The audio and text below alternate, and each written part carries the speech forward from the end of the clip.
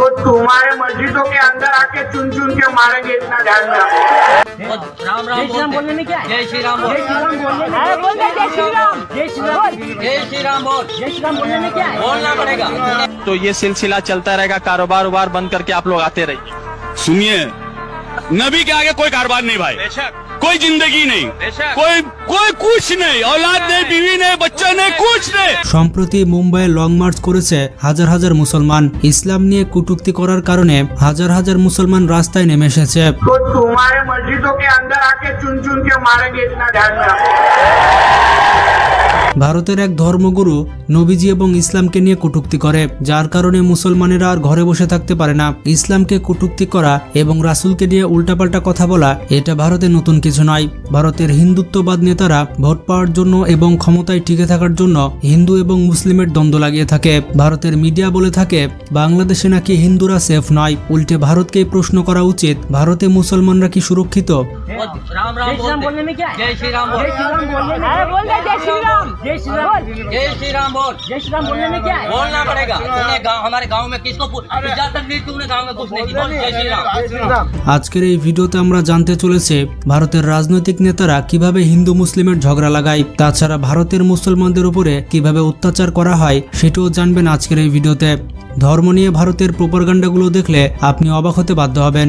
বন্ধুরা, হিন্দু এবং মুসলিমের বন্ধুত্ব ভারতের বেশ কয়েক জায়গায় দেখা যায়, কিন্তু এমন কিছু রাজনীতিবিদ রয়েছে যারা হিন্দু মুসলিমের ভালোবাসা চায় না। তারা চায় না হিন্দু মুসলিম মিলেমিশে থাকুক। অবাক করা বিষয়টি হচ্ছে বিহারের নালন্দাতে এমন একটি মসজিদ রয়েছে যেখানে মুসলমান নয় বরঞ্চ হিন্দু আজান দিয়ে থাকে। नालंदा जिले में एक गांव ऐसा है जहां एक भी मुस्लिम परिवार नहीं है और गांव की मस्जिद की देखभाल यहां के हिंदू परिवार करते हैं। এইরকম অনেক উদাহরণ রয়েছে যেখানে হিন্দু মুসলিম মিলেমিশে থাকে, কিন্তু প্রশ্নটি হচ্ছে এই একতা ভাঙছে কে, আর ভারতে মুসলমানদের প্রতি এত বিদ্বেষ বাড়ছে কেন?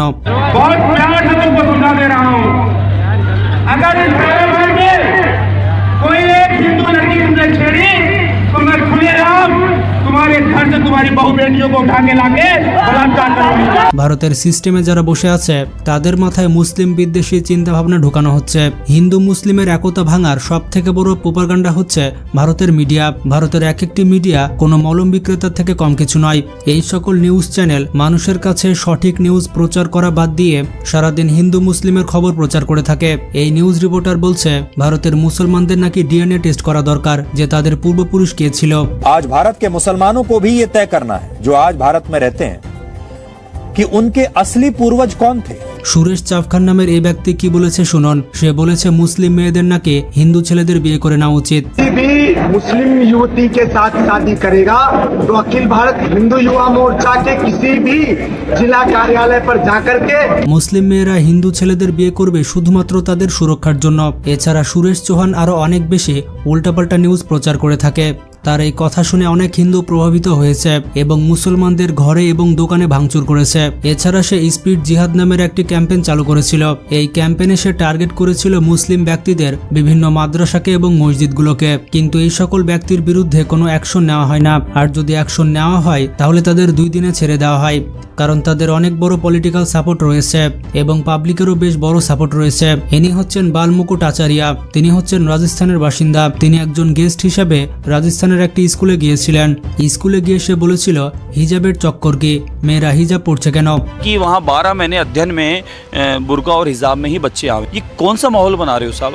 স্কুলে কোনো হিজাব চলবে না, তারা কি বিবাহিত যে হিজাব পরবে? এরপর স্কুলের যে স্লোগান ছিল সেই স্লোগানও এই বাবা পরিবর্তন করে দেয়। স্কুলের স্লোগান পরিবর্তন করে রাখে ভারত মাতা কি জয় এবং জয় শ্রীরাম। मुसलमान लड़कियों को जो बाबा मुकुंद आचार्य है, जो अभी हाल ही में एमएलए बना है, जो कि खुद एक भगवा रंग का कपड़ा पहन के घूमता है विधानसभा में। যদি সিস্টেমে এরকম মানুষ বসে থাকে তাহলে সাধারণ মুসলিমদের কি অবস্থা হবে? একটি রিপোর্টে বলছে ভারতে যত হেট স্পিচ দেওয়া হয় তার 80% হচ্ছে মুসলিমদের বিরুদ্ধে। ভারতের কোনো রাজনীতিবিদ বক্তব্য দিতে গেলেই সেখানে মুসলিমদের টেনে আনবে এবং তাদেরকে নানাভাবে হেনস্থা করবে। এমনকি মুসলিম মেয়েদেরকে যদি প্রেমে ফাঁসাতে পারে তাহলে ভারতে অ্যাওয়ার্ড দেওয়া হয়। এই ব্যক্তি সরাসরি মিডিয়ার সামনেই বলছে এভাবেই ভারতের হিন্দু যুবকদের প্রভাবিত করা হচ্ছে মুসলিম মেয়েদের প্রেমে ফাঁসিয়ে বিয়ে করার জন্য। যারা মুসলিম মেয়েদের ফাঁসাতে সক্ষম হয় তাদেরকে আবার বড় বড় পুরস্কারও দেওয়া হয়। এটি হচ্ছে মধ্যপ্রদেশের একটি রিপোর্ট। যদি কোনো হিন্দু ছেলে মুসলিম মেয়েকে ফাঁসাতে পারে, এমনকি তাকে নিয়ে যদি পালিয়ে যেতে সক্ষম হয়, তাহলে তাকে পুরস্কার হিসেবে 11,000 রুপি দেওয়া হবে। এই ব্যক্তি তো আবার মনে করে ভারতে হিন্দুরা বিপদে রয়েছে। সেই ভারত যেখানকার প্রধানমন্ত্রী হিন্দু, তার নাম হচ্ছে ইয়াতি নারসিংহানন্দ। সে বলে থাকে ভারতে নাকি হিন্দুরা সেফ নয়। Are you comedy me? মানে কি একটা হাস্যকর ব্যাপার। যে দেশের বড় বড় পদে হিন্দুরা রয়েছে, যে দেশের প্রধানমন্ত্রী হিন্দু, সেই দেশে নাকি হিন্দুরা বিপদে রয়েছে। সে তার একটি স্পিচে বলেছে, যদি ভারতের প্রধানমন্ত্রী মুসলমান হয় তাহলে 20 বছরে ভারতের 50% হিন্দুকে কনভার্ট করে মুসলিম করে ফেলা হবে। একবার ভারত का प्रधानमंत्री मुसलमान बना तो अगले 20 सालों में 50% तुम में से लोग अपना धर्म बदलेंगे। তাকেও অনেক বড় পলিটিক্যাল সাপোর্ট দেওয়া হয়, যার কারণে কেউ তার কিছু করতে পারে না। এছাড়া ভারতের বিভিন্ন জায়গায় এমন শোনা যায় যে মুসলিম ব্যক্তিকে বিনা দোষে মারা হয়েছে। তাকে এই কারণে গণপিটুনি দেওয়া হয়েছে যে সে একজন মুসলিম। এমনকি বজরং দলের লিডার মুসলিমকে ফাঁসানোর জন্য নিজেই গরু জবাই করে এবং গরু জবাই করে মন্দিরের সামনে ফেলে আসে।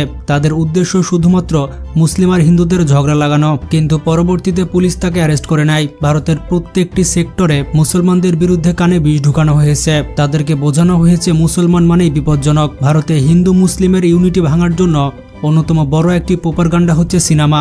ভারতের এমন অনেক সিনেমা রয়েছে যেগুলো সরাসরি মুসলিম বিদ্বেষী বার্তা দেয়। এই সিনেমাগুলোর প্রোপাগান্ডার কারণে হিন্দু মুসলিম একে অপরের থেকে আলাদা হয়ে যাচ্ছে। কিন্তু প্রডিউসার আর ডিরেক্টরের কি যায় আসে? সিনেমা প্রফিট অর্জন করলেই হলো।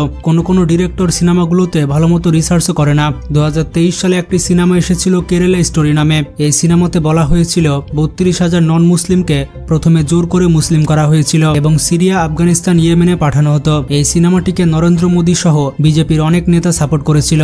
ইন্ডিয়ার মিডিয়াও ভালো সাপোর্ট করেছিল সিনেমাটিকে। কিন্তু প্রশ্নটি হচ্ছে, যদি সত্যি এমন হয়ে থাকে তাহলে ইন্ডিয়ার ইন্টেলিজেন্স কি করছিল? कुछ समझे दया? इसका मतलब है এই সিনেমাতে বলা হয়েছিল কেরালা একটি আতঙ্কবাদী জায়গা। যেহেতু কেরালা নিয়ে অনেক দুর্নাম করা হয়েছিল, তাই কেরালার সিএম এ বিষয়ে মুখ খুলবে, এটা স্বাভাবিক। কেরালার চিফ মিনিস্টার বলেছিল এই সিনেমাটি পুরোপুরি একটি প্রোপাগান্ডা। এই সিনেমাটি সম্পূর্ণ মিথ্যা স্টোরির উপরে তৈরি করা হয়েছে। কেরালার সিএম বলেছিলেন কেরালার বিরুদ্ধে প্রোপাগান্ডা ছড়ানোর জন্যই এই সিনেমাটি তৈরি করা হয়েছিল।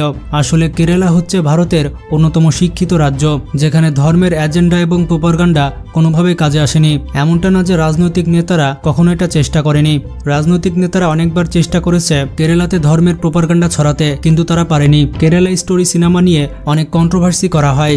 একটি অফারও করা হয়েছিল, যদি কেউ এই সিনেমার গল্পকে সত্য প্রমাণিত করতে পারে তাহলে তাকে 1,21,00,000 টাকা পুরস্কার দেওয়া হবে। আর সিনেমার ডিরেক্টর যে 32,000 মেয়ে দাবি করছিল, আসলে সেটা 32,000 ছিল না, সেটা ছিল 3 জন মেয়ে। 3 জন মেয়েকে 32,000 দেখানো হয়েছে এই সিনেমাতে। তাছাড়া আদা শর্মা যেটি দাবি করেছিল এবং ডিরেক্টরের স্টোরি দুটোই মিথ্যা ছিল। সিনেমার ডিরেক্টর সিনেমাটিকে ট্রু স্টোরি বলে চালিয়ে দিয়েছিল।